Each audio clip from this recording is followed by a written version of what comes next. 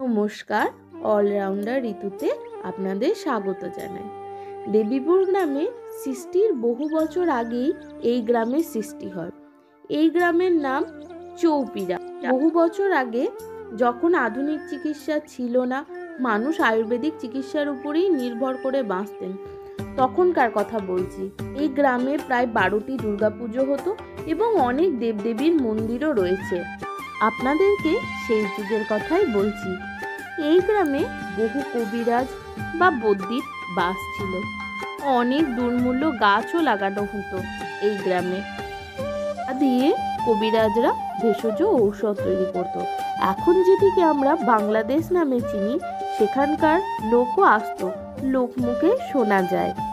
এখন সেই দেবদেবীর মন্দির বা বহুমূল্য গাছ কোনোটাই আর বর্তমানে অবশিষ্ট নেই। এখন চাষযোগ্য জমি গড়ে উঠেছে।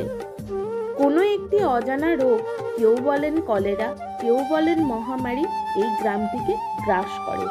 বহু মানুষ মারা যায়, বহু মানুষ আতঙ্কে ভয়ে পালিয়েও যায়। কেউ বা চলে যান বর্ধমানে, কেউ বা কলকাতায়। জনমানব শূন্য ধ্বংস গ্রামে পরিণত হয়।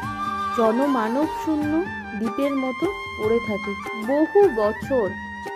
সভ্যতার বিবর্তনে, মানুষের প্রয়োজনে আবারও গড়ে ওঠে চাষযোগ্য জমি। বর্তমানে জনসংখ্যা বৃদ্ধির সঙ্গে সঙ্গে চাষের জমির পাশাপাশি গড়ে ওঠে ছোট্ট ছোট্ট গৃহ পরিবার বসবাস করতেও শুরু করে। চিকিৎসা শাস্ত্রের এই ভূমিকে আধুনিক যুগের মানুষ হয়ে আমরা সবাই একবার প্রণাম জানাই।